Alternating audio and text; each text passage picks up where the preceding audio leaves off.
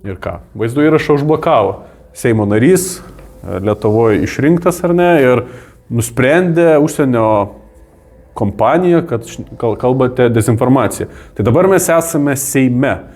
Tai dabar užblokuo Seimo narį, kalbantį iš Lietuvos Respublikos Seimo. Tai čia jau turėtų būti jau panašu visai skandalą. Žmogus tik tai pasako, aš čia esu vienintelė dalyvė, neturinti sąsajų su LRT.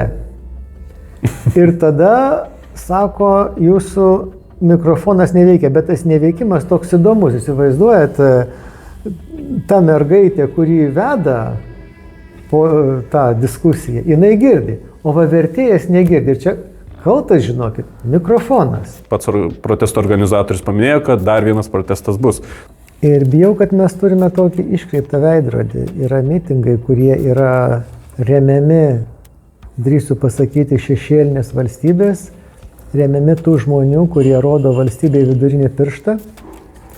Ir yra kiti žmonės, kurie suvažiuoja savo pinigų dėka, savo entuzijazmo dėka ir kurie tokie jaučiasi nustumti šitoje valstybėje. Turim Seimo salę ir galite balsuoti ir prieš, ir už, ir dar susilaikyti.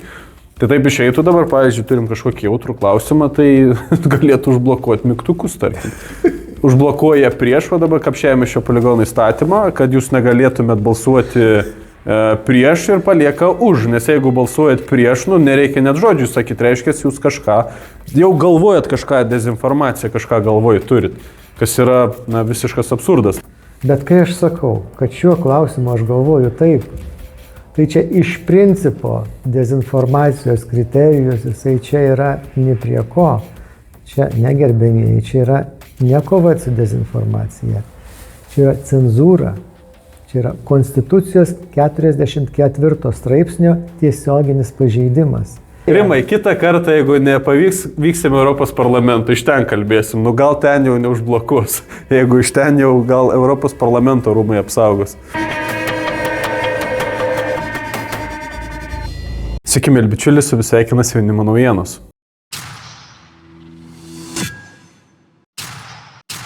Šiandien laidoje dalyvauja Seimo narys, medicinos mokslų daktaras Rimas Jankūnas. Sveiki. Sveiki. Na ir šiandien tikrai vyko daug įvykių. Ir vienas pats svarbiausias įvykis, tai prie Seimo susirinko žmonės iš įvairių Lietuvos kampelių ir jie išsakė nuomonę dėl Kapčiamiesčio poligono įstatymo. Ir jie prieštaravo būtent tam įstatymui ir šiandien kaip tik Seime vyko balsavimas dėl Kapčiamiesčio poligono įstatymo ir Seimo nariai pritarė Kapčiamiesčio poligono įstatymui antroje stadijoje.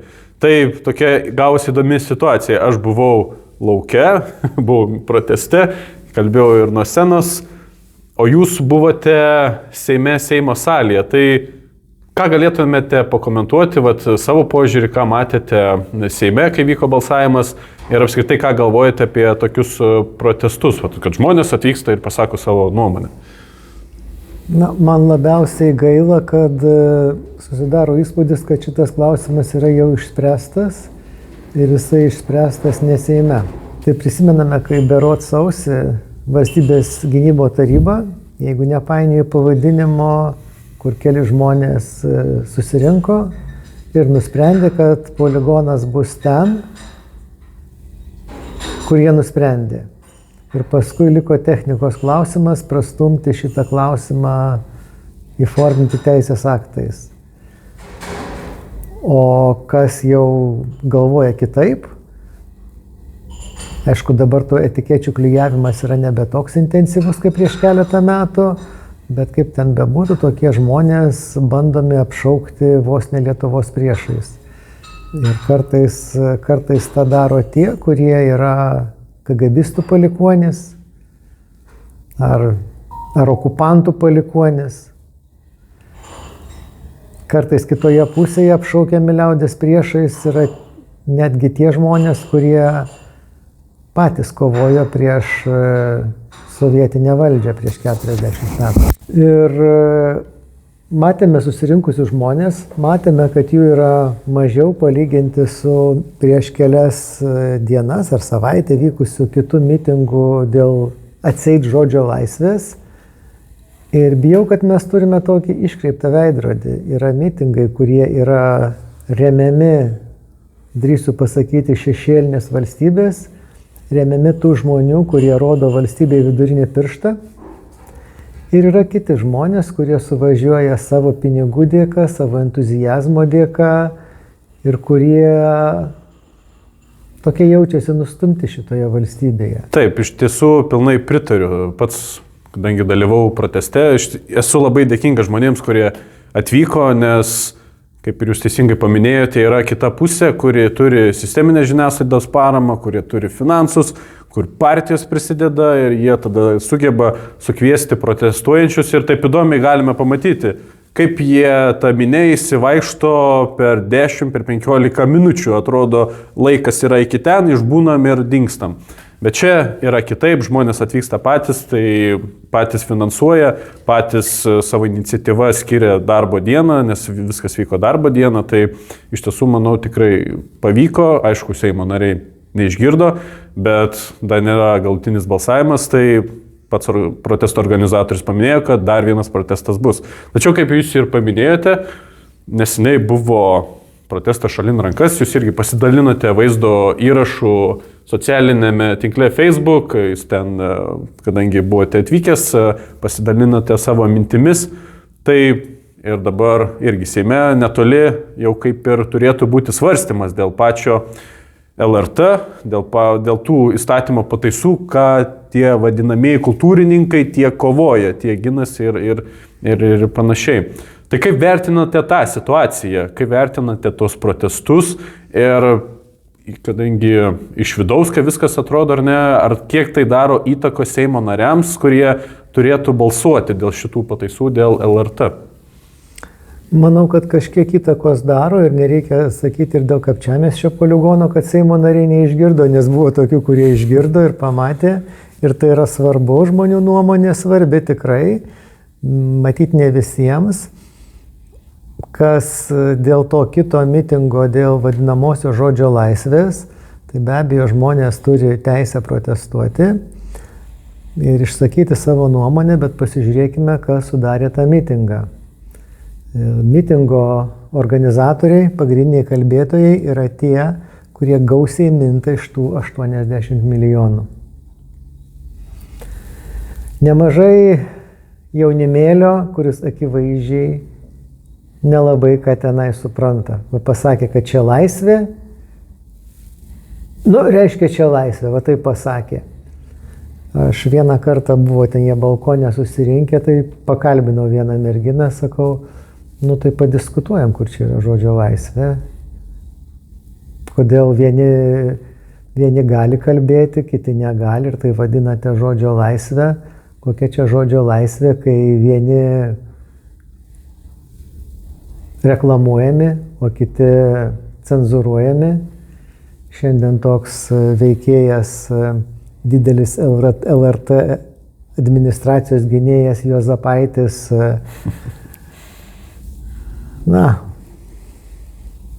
labai nepagarbiai atsiliepė apie įstatymo rengėjus, bet jis turi interesų konfliktą. Prieš keletą savaičių LRT padarė geriausių laikų jo šeimai reklamuoti, reiškia jo politiniai reklamai skirtą laidą. Tai klausimas, kiek tai kainavo mokesčių mokėtojų pinigais. Ir aš asmeniškai vertinu tai kaip paslėptą reklamą, kur yra antiįstatymiška ir ji vykdoma už mūsų pinigus. O paskui tokie žmonės atsidėkoja LRT Seimo posėdžio metu. Ir jeigu pasižiūrėsime į visą žiniasklaidą, tai problema dar gilesnė. Tie, kurie čia protestuoja už žodžio laisvę, jie nesupranta, ką daro. Kodėl taip sakau? Didžioji bėda yra vadinamieji viešinimo pinigai.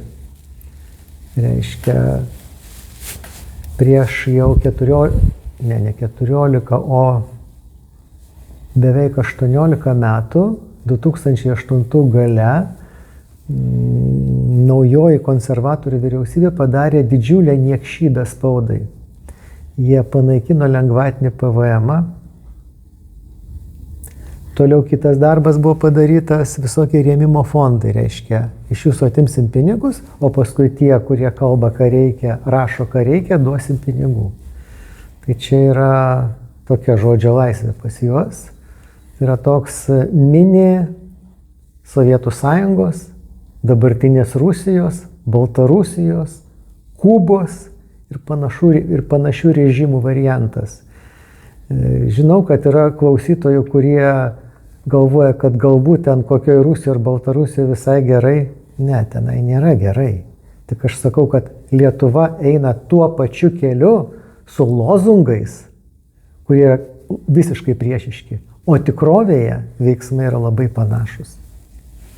Na taip, dar galiu pridėti, visai neseniai įvyko protestas, na tikrai čia dienų bėgyje, ir dabar LRT jau dalinasi naujausiais reitingais. Ir taip, nežinau, tyčia, netyčia, konservatoriai pirmoje vietoje, kurie iš tiesų labiausiai yra partija, kur labiausiai palaiko būtent protestą šalin rankas, o kadangi pats LRT ginasi, jis pats reklamuoja šalin rankas, ten tie visi žurnalistai reklamuoja tą protestą, tai vat, konservatoriai, jų, sakykime, toje apklausoje yra pirmieji, LRT tuo dalinasi. Taip pat LRT pasidalino naujausiais reitingais, kad Viktorija Nelčin-Šmilytė ir Ingrida Šimonytė yra ir dar dabartinė premjerė Inga Ruginienė, kuri iš jų galėtų būti naujoji premjerė.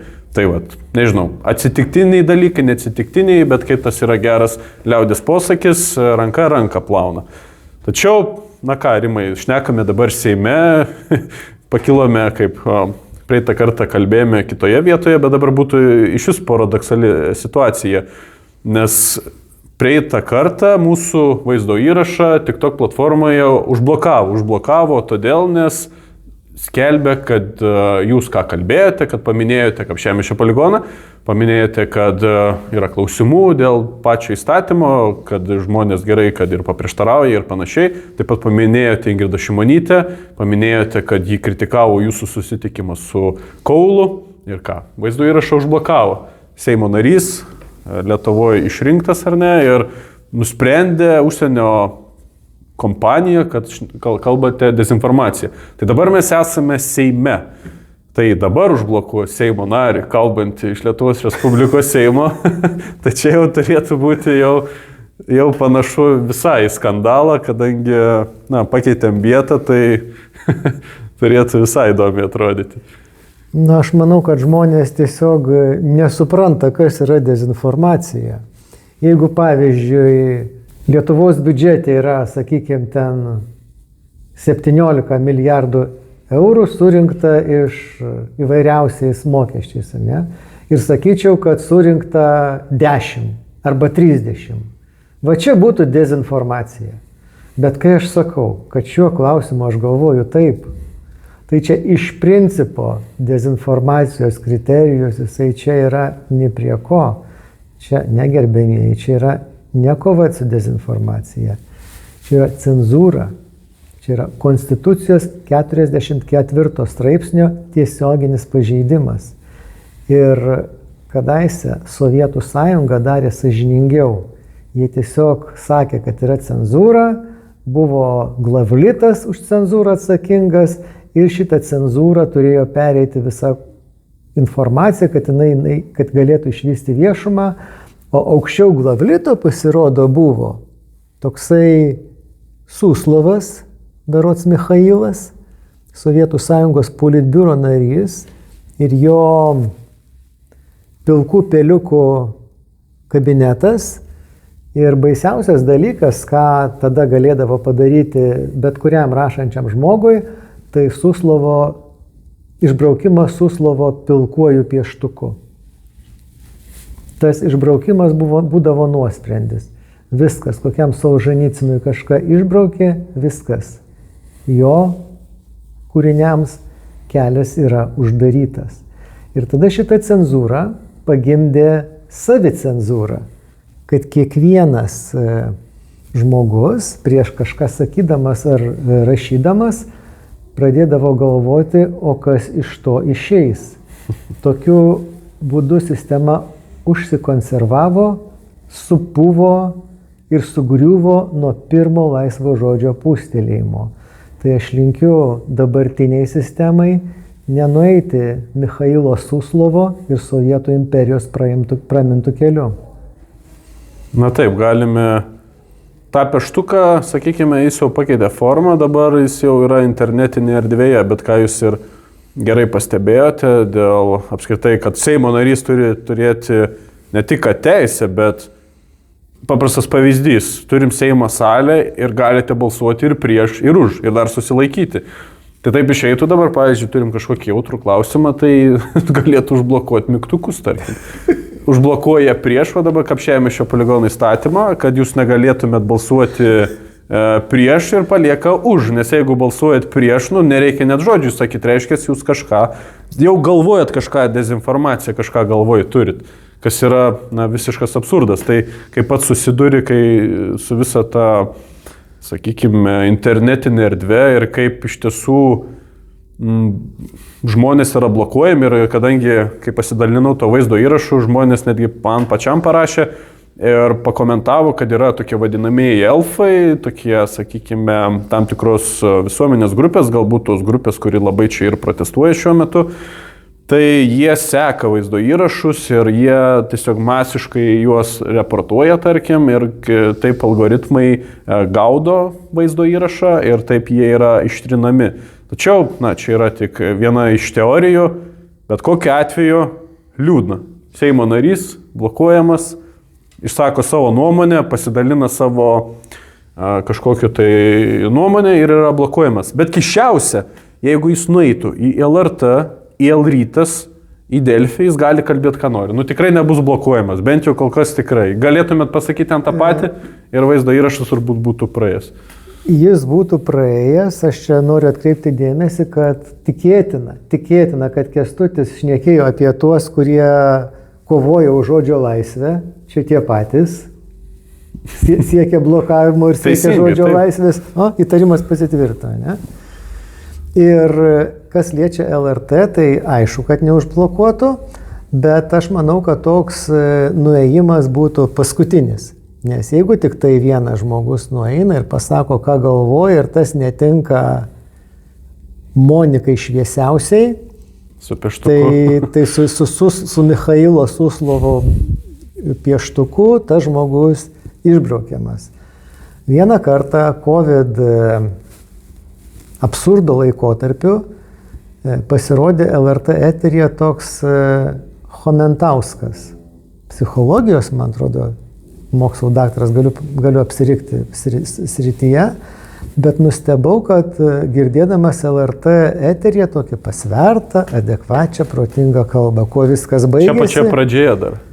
Kuo viskas baigėsi, daugiau Chomentausko LRT nebuvo.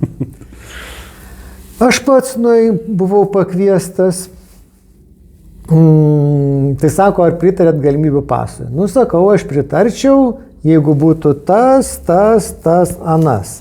Bet kadangi tos vadinamosios vakcinos neaišku ar saugios, viruso plitimo nesustabdo, sterilaus imuniteto nesukuria ir iš viso neaišku, kaip jos veikia tenai ilgalaikė sveikatos būklė ir dar kitų dalykų paminėjau, reiškia, tai nėra protingas sprendimas. Kaip manote, kas po to įvyko, buvo išjungtas mikrofonas.